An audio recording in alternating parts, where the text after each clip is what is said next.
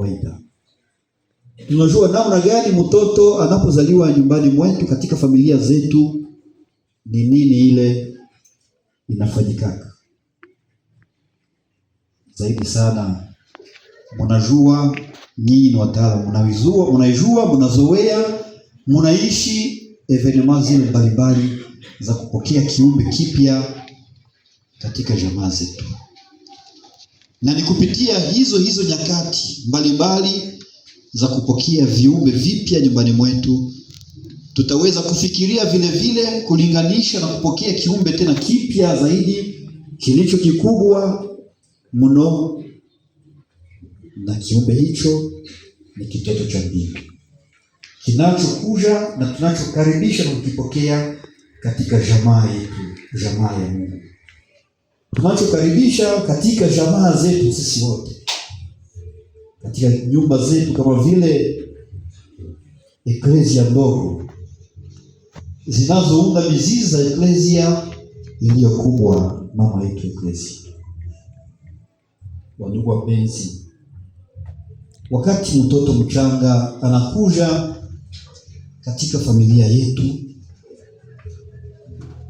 attention yetu, tafadhali yetu yote zinaelekezwa kwa mtoto ule. Hakika na ndio ukweli. Attention yetu ni kwa yule ambaye amezalika katika nyumba yetu. Na kwa hiyo kama vile tabia zetu tunavyoziishi, tunaanzaka kutoa zawadi hata mbele mtoto azaliwe, zawadi mbalimbali za kutayarisha ujio wa kiumbe hiki, wa mtoto huyo. Tunaleta maua mengi kwa mama mpya, kumtolea, kumupamba, mavazi mazuri. Labda na kwa baba pia, naye tunamletea zawadi mbalimbali, maua tunamletea. Tunatuma kadi za pongezi kwa wazazi wote wawili, na message za felicitation huku na huku. Na mtoto huwa katikati ya tafadhali zetu, ndani ya attention yetu. Katika makesha yetu haya ya leo, tunapozunguka huyu mtoto mpya, mtoto wa mbingu anayezaliwa katikati yetu, ndani mwetu, hebu tujiulize vile vile, ikiwa mtoto Yesu pia anavutia umakini wetu kwa kiwango hiki tunavyofanya katika jamaa zetu, je, huyu mtoto wa Maria na Yosefu ndiye kitovu cha usikivu wetu wakati wa sherehe ya Noeli? Yawezekana mtoto huyu asikuwe ku centre ya interet yetu, centre ya attention yetu. Inawezekana wengi tumekuja ni kurukaruka, kuangalia tu hori, kuangalia mapambo ya kanisa. Tunasherehekea Noeli kwa kifahamu, na mtoto yule aliyezaliwa ambaye tungepasha kutia ku centre d'interet ya attention yetu, huyo mtoto, yawezekana kwa sisi wamoja kati yetu mtoto huyo hayuko, au labda tunasherekea bila kumjali mtoto anayetuletea wala anayetuleta pamoja katika makesha haya ya Noeli. Wandugu wapenzi, kusherehekea Noeli bila kumfikiria mtoto Yesu ni kama vile wanandoa. Katika ndoa zetu tunaziona wale wanandoa wapya wanapozaa mtoto wa kwanza, kuliko mtoto awe kwa centre ya interet yao, ni furaha ya kuweza kukunywa, kukula, kwa sababu hatua ni nyingine ambayo imepigwa katika jamaa yao. Wamekuwa wazazi tu ndio wanaalika marafiki, wanasherekea sana, wanacheza kwa furaha, muziki unavuma nyumbani mwao. hadi wanamsahau mtoto amelala kwenye chumba cha pili kule ambako analazwa akilia jioni mzima. Hakuna mtu anayesikia kilio chake anapolia, anapolalamika, kwa sababu ya furaha wanayoishi kwa magharibi hayo. Mtoto huyu anakufa kwa baridi na njaa, huku wazazi wake na marafiki zao wakitokwa na jasho juu ya furaha. Ndugu wapenzi, wakati kila mtu ameondoka, wazazi watagundua huyu mtoto hakika sababu ya sikukuu amelala bila uhai katika kitanda chake, kwa sababu hakuna mtu aliyemjali wakati wa jioni. Sisi isikuwe hiyo furaha yetu iwe tofauti na hiyo. Wakristo, ndugu zangu wapenzi, tuishi Noeli hii kwa kumtunza mtoto Yesu. Hiyo ndio iwe shabaha, ndio iwe ukomo wetu mkubwa sana, iwe ya kumtunza huyu mwana wa Mungu ambaye ametolewa kwa uangalifu wetu wakati huu wa Noeli. Yesu anahitaji vile vile uangalifu wetu sisi wote. Hii ndiyo Noeli. Noeli ni kugeuza tena macho yetu kwa wale zaidi wasiokuwa na ukimwi. Noeli ni kugeuza macho yetu, kugeuza uangalifu wetu kwa wale walio wadhaifu mbele yetu, kuwahudumia kwa kuwa wanatuhitaji kabisa. Hii ndiyo Noeli. Na tukifikiri kwa namna hivi, Noeli sio tu ile siku wala ile furaha ya tarehe 24 mpaka 25 ya mwezi wa 12. Hapana. Ikiwa ni hivyo, Noeli ni kugeuza na kuweka uangalifu wetu kwa wale walio wanyonge, wale walio wadhaifu. Noeli ni ya siku zote. Noeli ni ya kila wakati, kwa sababu wanyonge, wadhaifu, wanaohitaji msaada wetu, wanaohitaji uangalifu wetu ni wa siku zote mbele yetu, katika jamaa zetu, wajirani zetu, ni wengi zaidi kwa njia zetu tunazozipitia siku kwa siku. Ndugu wapenzi, mtoto vile vile anapokuja katika familia zetu, hakika tunapunguza sauti mbalimbali za televisheni zetu, kelele mbalimbali katika nyumba zetu. Tunapunguza sauti ya mazungumzo yetu nyumbani. Wageni wanaombwa wasipige kelele ya mlango, kusudi wasiweze kumwamsha mtoto mchanga anayelazwa katika kitanda chake. Mtoto huleta kimya kwa familia, anakuwa chanzo cha ukimya.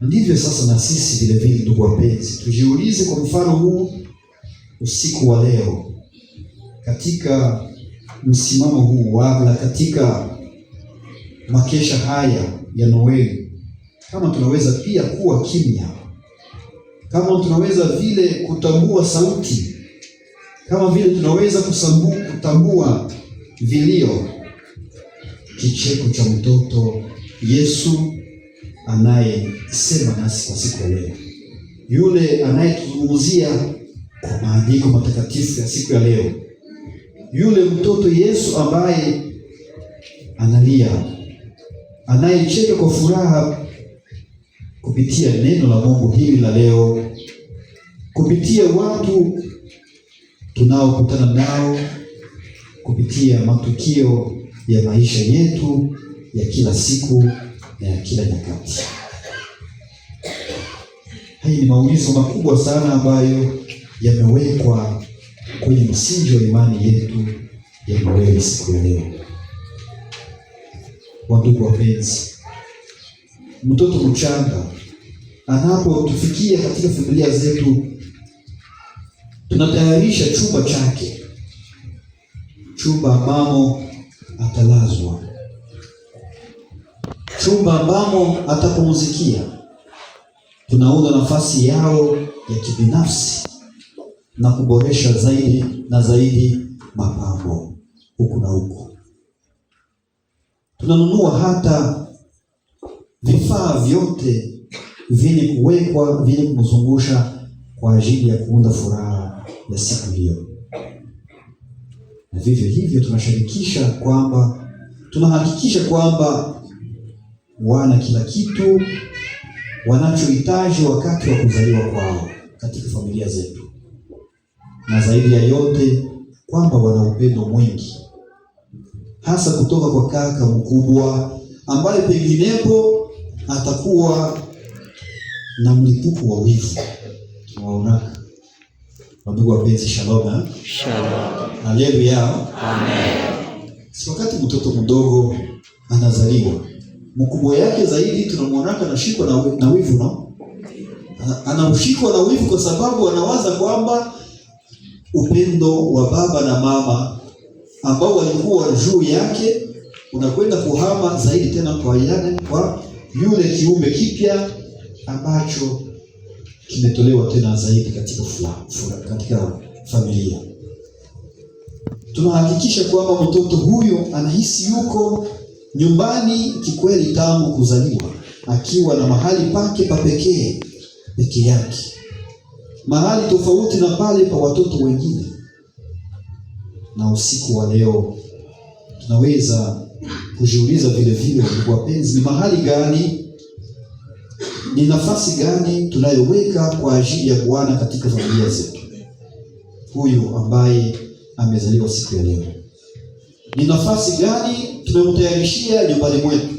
Sio katika familia zetu, lakini moyoni mwangu, katika maisha yangu, katika kazi yangu, ni nafasi gani niliyomtayarishia mtoto huyu mchanga, mtoto Mungu ambaye ametujia, amekaribia? Je, na ikiwa nimetayarisha nafasi hiyo, inastahili kumpokea Mungu, mwana Mungu ambaye anatuletea uzima, anatuletea wokovu? Je, tumeweka mioyo yetu kutoka kwa mizigo fulani ili kupata nafasi kidogo ya kumkaribisha mtoto Yesu? Je, tumeziweka huru akili zetu kutokana na mambo haya yote, tamaa kuu ya mahangaiko mazito ambayo huchukua nafasi nyingi sana, hivi kwamba hakuna tena nafasi ndogo ndani yetu ambapo Bwana anaweza kuzaliwa, kama zile hoteli na nyumba za wageni katika Bethlehemu ambazo zilikuwa zimejaa sana hivi kwamba mwana wa Mungu alizaliwa katika hori. Hoteli zilikuwa nyingi, lakini mwana wa Mungu akaweza kukosa nafasi ya kupanga, nafasi ya kuzaliwa.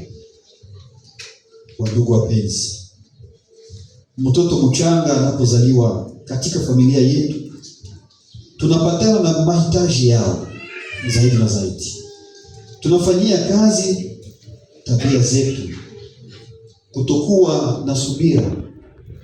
Tunapunguza hitaji letu la kulala ndani. Tunarekebisha hata ratiba zetu na saa za kazi tunapunguza. Kama nilikuwa natumika sijue kazi mpaka saa ngapi, tunapunguza kwa heshima tunayompatia kitoto hiki ambacho kinatufikia katika familia zetu. Ndugu wapenzi, tunabadilisha hadi kazi ya muda wetu. Tunaweza kufikia hata 80% ya kazi yetu tunapunguza kwa kuweza kumshughulikia, kumhudumia huyu mtoto katika furaha kubwa ya maisha yetu. Kwa hivyo, ndugu wapenzi, kuzaliwa kwa mtoto hualika uongofu. Ni kweli, mabadiliko makubwa katika maisha ya wazazi, linatokea. Usiku wa leo vile vile tuchunguze kwa hakika mahali tunaposimama katika uhusiano wetu na Bwana ni wapi? Je, ni uongofu gani nilioitiwa katika maisha yangu ya kibinafsi, maisha yangu ya kitaalamu, maisha yangu ya kifamilia na ya kanisa, ili Yesu aweze kuchukua nafasi yake kikamilifu katika maisha yangu? Na swali lingine tunaweza kujiuliza, ikiwa hatuwezi kumpenda mtoto huyu mdogo ambaye alizaliwa kwa shida huko Bethlehemu, ambaye bado ni mdhaifu, ambaye bado ni mtoto ambaye anatuhitaji, hatutaweza kumpenda wakati ni kijana, na bila shaka ni mzuri sana. Ikiwa hatutaongoka wakati wa Noeli kama siku ya leo, kwa kutafakari, kwa kufikiria juu ya mtoto mchanga ambaye bado ni mdhaifu, hatutaweza kubadili wakati ule wa Kwaresma ambako atakuwa ni Mungu mzima, ni mtu mzima mwenye kuteseka juu ya msalaba. Hatutaweza, bali uongofu wetu wa mioyo yetu unaanza siku ya leo pamoja na Noeli, pamoja na Noeli. Kwa ndugu wapenzi, tunapoitazama Noeli kupitia matendo ya fe de notre évangile, de l'évangile, tunagundua kwamba Noeli si shairi zuri kabisa, bali ni hadithi ya kuhuzunisha ya wanandoa wachanga na watoto wao ambao hawajazaliwa. Ni kweli, katika ulimwengu unaokataa kumkaribisha huyu mwana wa Mungu. Ni kwa sababu hii kwamba ninahitimisha kwamba mawazo haya, mawazo ya kutafakari, hasa ya wale wanaopitia Noeli hii kama mateso, wanahangaika huku na huku. Sisi lakini tumejaliwa hayo amani ya roho. Ni jambo na sisi la kumshukuru na kumtukuza, kwa kuwa neema hiyo tumejaliwa kuzaliwa upya pamoja na huyu mwana wa Mungu.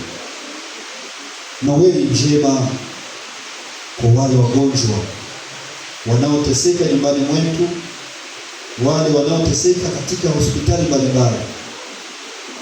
Noeli njema kwa wale ambao wamechoka, wanachoka katika maisha yao kwa kupitia masumbuko, mahangaiko na manunguniko ya maisha.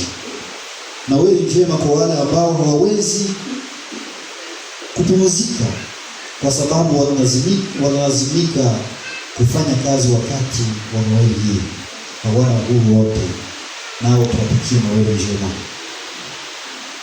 Noeli njema kwa wale ambao hawatafanya chochote isipokuwa kula na kunywa mpaka tarehe sijui ngapi za mwaka ujao. Kuna wale kwao Noeli ni kula, ni kunywa, ni siku za furaha, kwa sababu wanaendelea kubaki katika mahangaiko, machafuko ya dunia hii. Hawamtambue Mungu ndani ya maisha yao. Mungu wao ni fete, Mungu wao ni raha za dunia. Nao vile vile tuwatakie Noeli njema, ili Kristo aliyezaliwa naye vile vile mioyoni mwao bila kumtambua aweze hivyo hivyo kuzaliwa katika mioyo yao. Noeli njema kwa wakimbizi na wale wote wanaoendelea kuwekwa katika uhamisho, wale wasiokaa nyumbani mwao, nao Noeli njema iwafikie. Noeli njema kwa wale ambao wako peke yao, hawana mtu wa kuwashughulikia, hawana mtu wa kuangalia, wa kuwahudumia.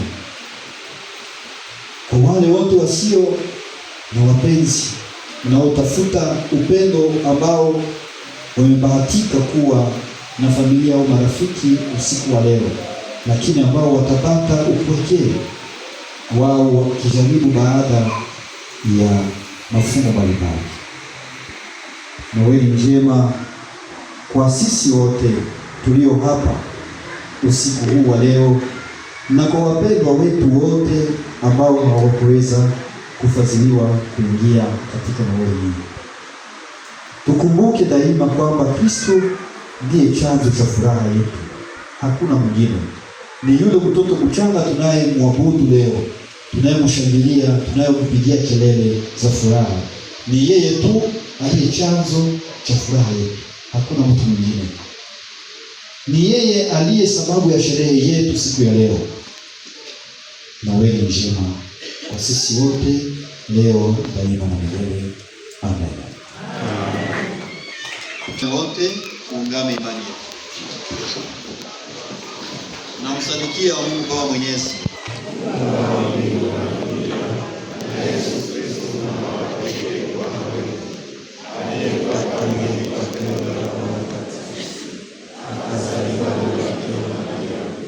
akateswa zamani za puso, akasulubiwa,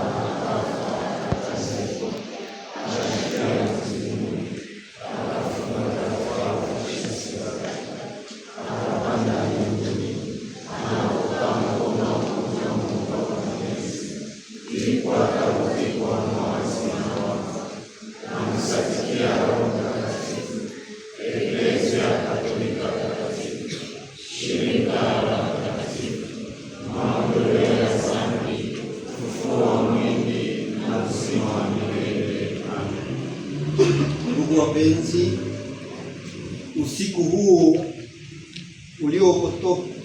uliotokea wema wake Mwokozi wetu Mungu na mapendo yake kwa watu, tumtolee kwa unyenyekevu sala zetu, wala tusitumainie matendo yetu mema, ila huruma yake Bwana. Tusali kwa ajili ya Eklesia Katolika takatifu na kwa ajili ya waongozi wake wote. Baba, wewe uliyewachagua kuwapaka mafuta na kuwafanya kuwa waongozi wa kondoo zako, tunakuomba wajalie kunyenyekea na kuvumilia madhulumu wanazokutana nazo ndani ya kitume chao, ili mataifa yote yaone haki yako na utukufu wako. Baba, tunakuomba.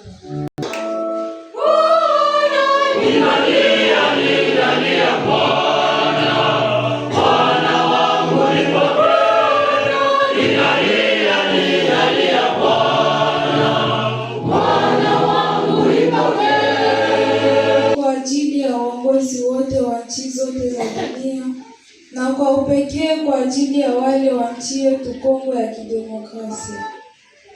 Baba, wewe uliye mfalme wa wafalme, tunakuomba utawale pamoja na wafalme wetu, ili raia wa nchi yetu waishi amani, umoja, masikilizano, huruma na upendo. Baba, tunakuomba.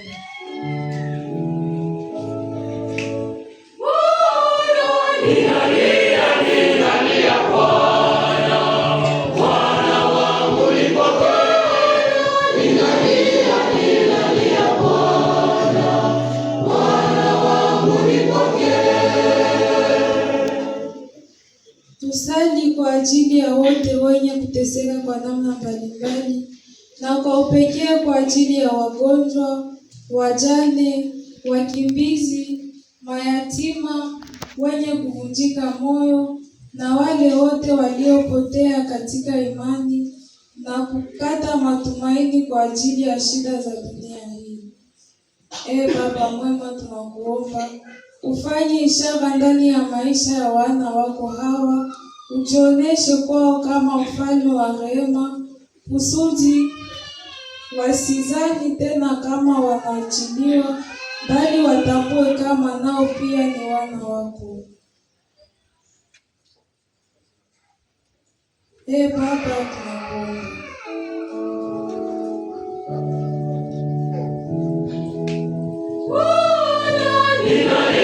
Ninalia Bwana, Bwana wangu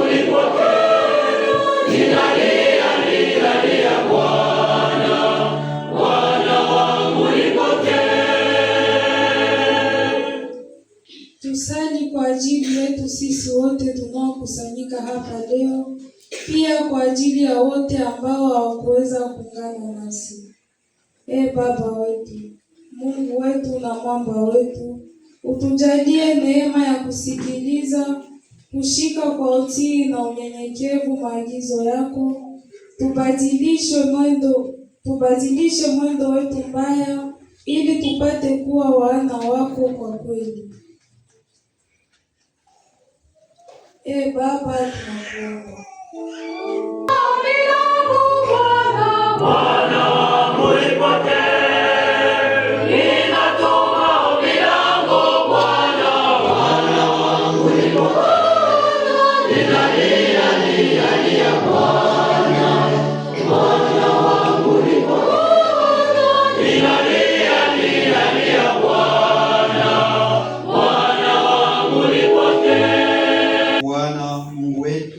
tunakuomba. Usikilize vema sala za waamini wako kwa ajili ya maombi ya mama mtukufu aliyestahili kumchukua mwana wako na kumzaa katika hali ya ubinadamu wetu, kwa ajili ya huyo Kristo Bwana wetu. Amen.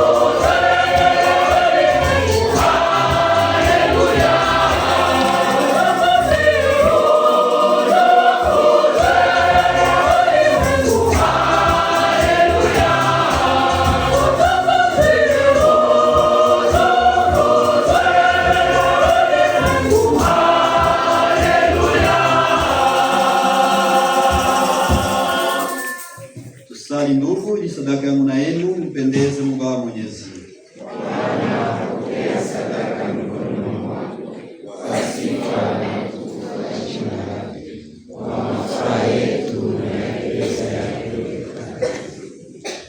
Tunakuomba Bwana, utupatie kutayarisha sikukuu hii tukikutumikia kwa bidii, maana unatuonyesha katika fumbo hilo asili ya ukombozi wetu, kwa ajili ya Kristo Bwana wetu.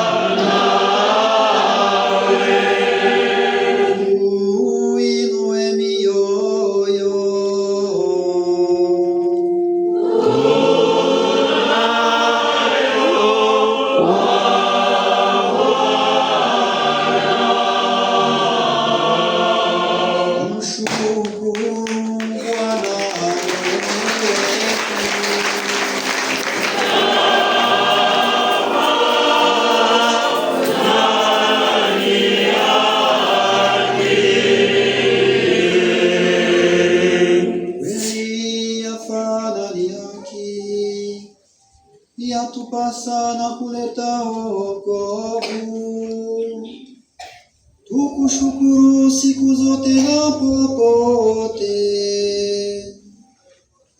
Bwana Baba Mtakatifu, Mungu Mwenyezi na wa milele, kwa ajili ya Kristo Bwana wetu, kwa maana neno alijifanya mtu, na kwa fumbo hili kuu mwanga mpya wa utukufu wako umetuangazia, ili tukimtambua Mungu aliyeonekana wazi, tuvutwe naye kuyapenda mambo yasiyoonekana. Na kwa sababu hiyo sisi pamoja na majeshi yote ya wenyeri wa mbingu twaimba wimbo wa sifa yako, tukisema bila mwisho: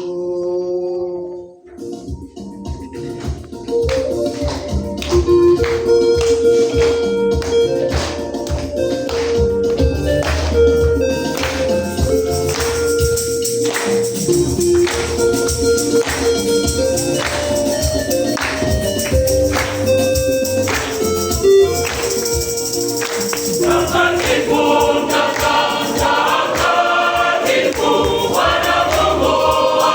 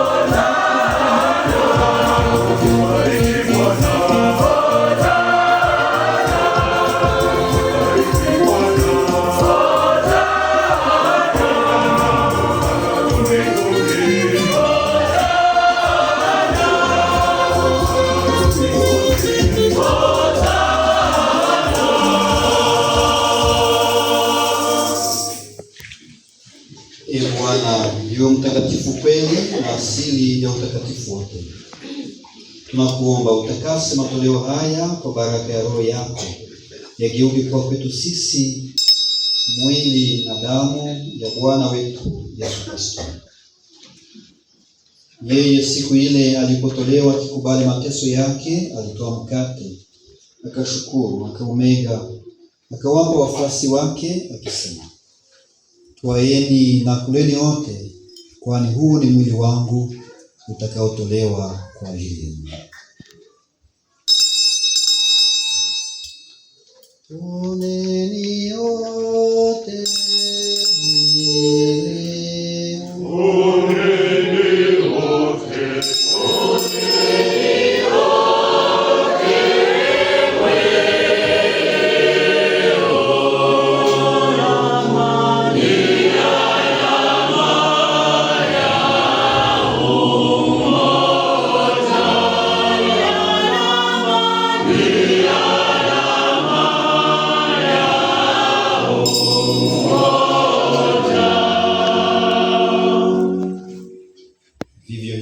kisha kula, akatwaa na kikombe, akashukuru tena, akawapa wafuasi wake akisema, twaeni na kunyweni wote, kwani hiki ni kikombe cha damu yangu ya agano jipya na milele, itakayomwagika kwa ajili yenu na kwa ajili ya wengi kwa maondoleo ya dhambi. Fanyeni hivyo kwa kunikumbuka.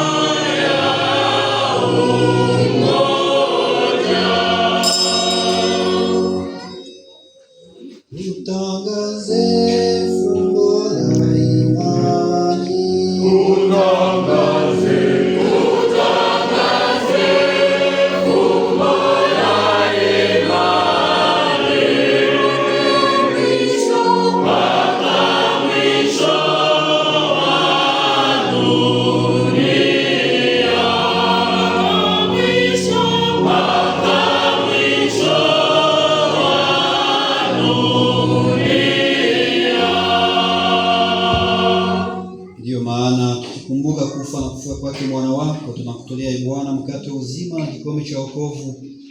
Tunakushukuru kwa kuwa umetujalia tusimame mbele yako na kutumikia.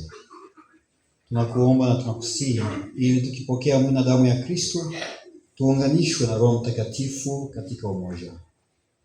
Uikumbuke Bwana eklezia yako inayoenea duniani kote, uikamilishe katika mapendo pamoja na Papa wetu Leo wa 14 na askofu wetu Willy Ngumbi na mapadri na mashemasi na wote wenye kuitumikia eklezia. Wakumbuke pia ndugu zetu waliopata kulala matumaini ya ufufuko, na kwa huruma yako wakumbuke marehemu wote, uwapokee katika mwanga wa utukufu wako. Tunakuomba utuhurumie sisi wote tupate kusharikia uzima wa milele pamoja na Bikira Maria mzazi mtakatifu wa Mungu, na Yosefu mtakatifu mume wake bora, na mitume na watakatifu wote. Kwa namna pekee wenye heri Isidore Bakanja na Marite Ngapita, msimamizi na mwombezi wetu, Mtakatifu Petro, msimamizi wa kijiji chetu hiki, waliokupendeza tokea dunia hii, tuweze nasi kusifu kwa shangwe kuu katika Yesu Kristo mwana wako.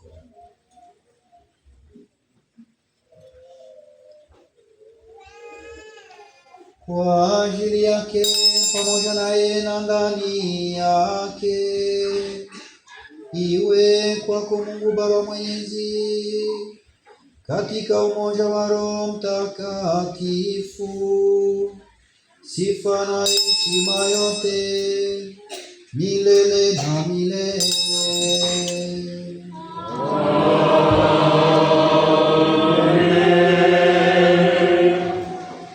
Baba yetu uliye mbinguni, jina lako lisifiwe, ufalme wako uje,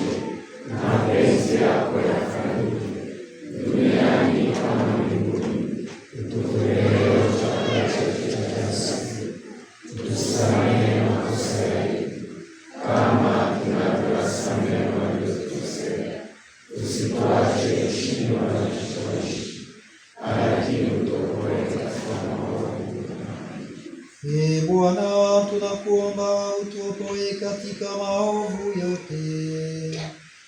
Utupatie amani katika siku zetu. Utusaidie kwa msaada wa huruma yako. Tuepuke dhambi siku zote, na tukingwe na masumbuko yote, maana tunangojea kwa matumaini heri ya kuja kwake Kristo Yesu Mwokozi wetu.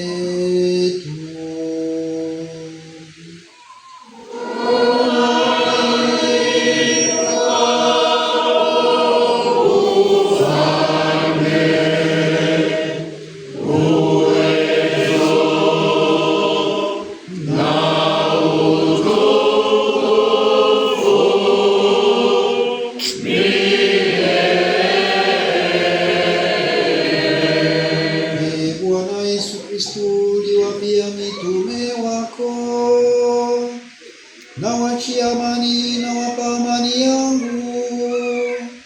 Usiangalie dhambi zetu sisi, lakini imani ya eklezia yako. Ukubali kuijalia amani na umoja, kama vile unavyopenda, unayeishi na kutawala milele na milele.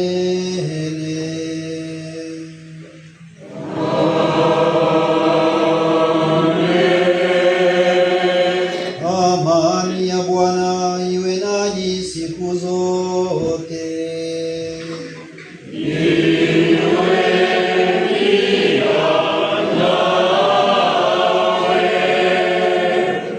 Ndugu zangu, katika furaha na mapendo ya Kristo, tupeane wote amani.